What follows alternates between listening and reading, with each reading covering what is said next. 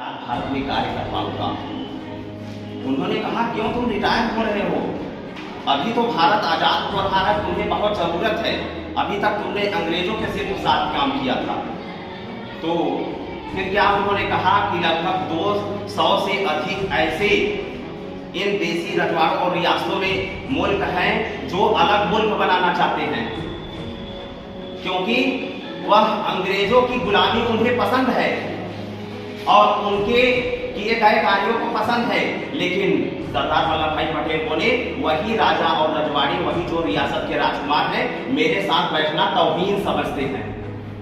आप लोग स्पीच सुन रहे हैं, वास्तव में ये ऐसा मंच है कि आप सब आज यही रीजन है कि मैं नेशनल लेवल पर रिप्रेजेंट कर रहा हूँ। इसकी सबसे बड़ी देन है इस महाविद्यालय की। अभी दिल्ली में मैं रिप्रेजेंट करके आया।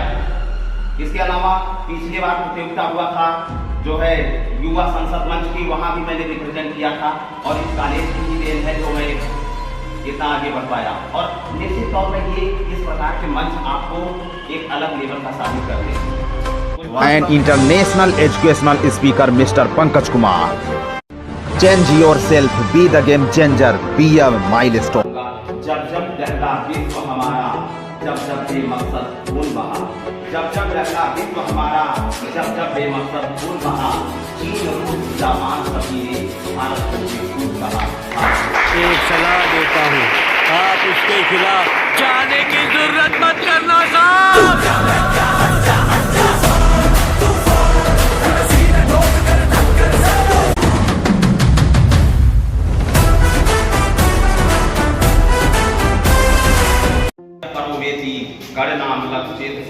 उदार चरिता नाम उच्च चरित्र वाले लोगों के लिए यह समस्त धरती ही परिवार है।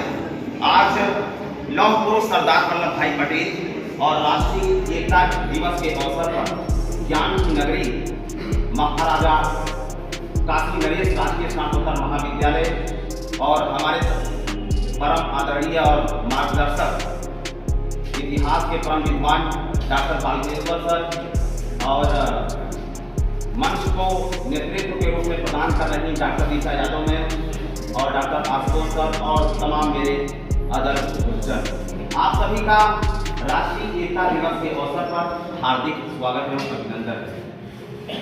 लौह पुरुष सरदार वल्लभ भाई पटेल, उनका जीवन हम सभी के लिए वास्तव में बहुत ही प्रेरणादायक है। आखिर राष्ट्रीय एकता दिवस का वास्तविक उद्देश्य क्या होना चाहिए?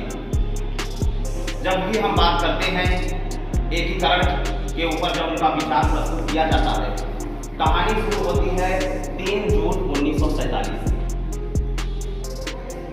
मोहम्मद अली जिन्ना और जोधपुर नरेश और बीबी मेनन की बैठक हुई थी नई दिल्ली में, शाहजहां मार्ग के पास जो भवन है वहीं पर। तो उन सभी ने आजाद भारत की, आजाद हिंदुस्तान की वह कहानी जो अब तक इतिहास के किताबों में भी नहीं कही गई है।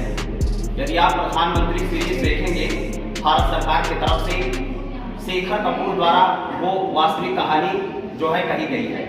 अब बात जब आती है 3 जून 1947 को निर्णय लिया जाता है, फिर 4 जून 1947 की बात आती है, तो उस दौरान लॉर्ड लुई माउंटबेटन और बीबी मेनन, महात्मा गांधी, इन सभी ने प्रस्ताव गवर्नमेंट ऑफ इंडिया एक्ट 1935 को प्रस्तुत किया।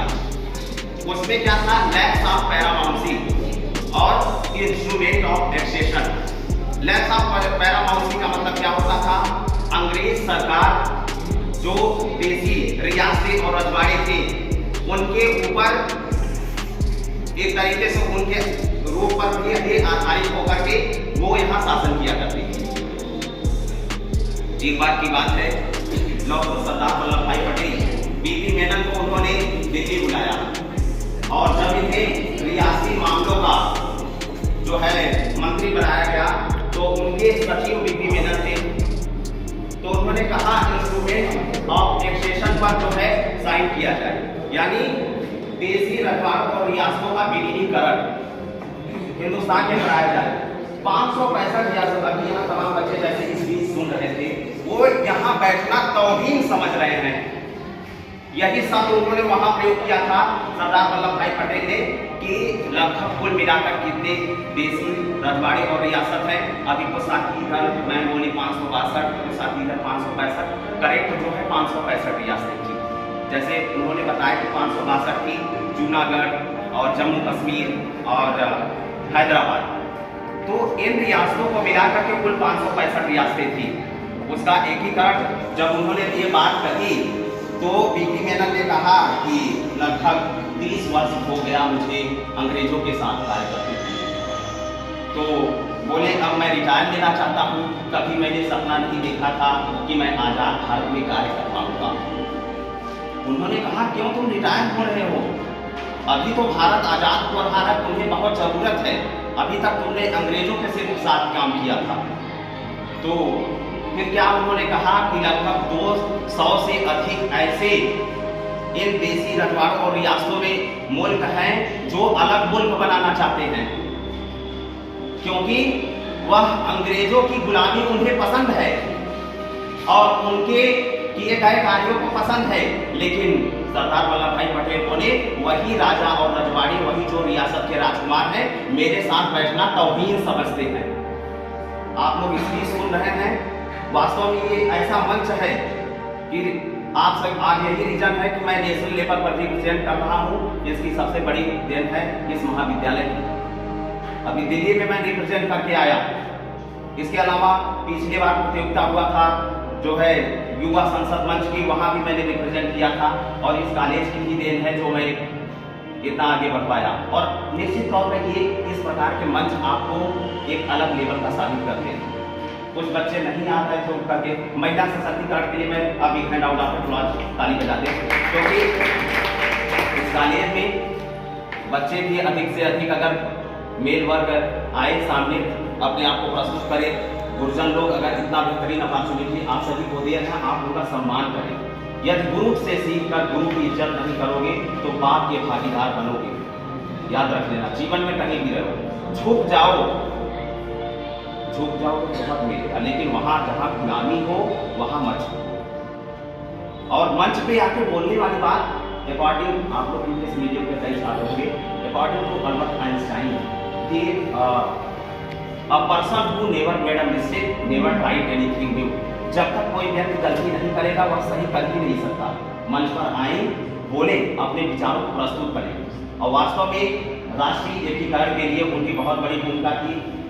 परम विद्वान सर, आपका बहुत बहुत परम हार्दिक और मैं लोग का भी और आप सभी का परम हार्दिक आभार और धन्यवाद कि आप लोग मेरे लिए इतना सुने। लास्ट में मैं एक स्टेटमेंट के साथ समाप्त करना चाहूँगा।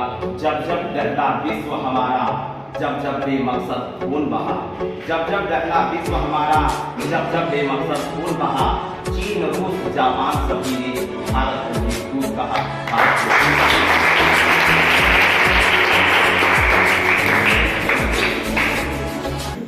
एसपी है, डीएसपी है, कौन है? एसपी डीएसपी उन्हें सलाम करते हैं। इस कस्बे के बहुत बड़े आदमी and international educational speaker Mr. Pankaj Kumar. Change yourself, be the game changer, be a milestone. One very famous is the Nobel Peace Prize laureate Malala Yousafzai. According to the very famous projection, one pain, one goal, one child and one teacher. One teacher can change the world. Education is the only solution.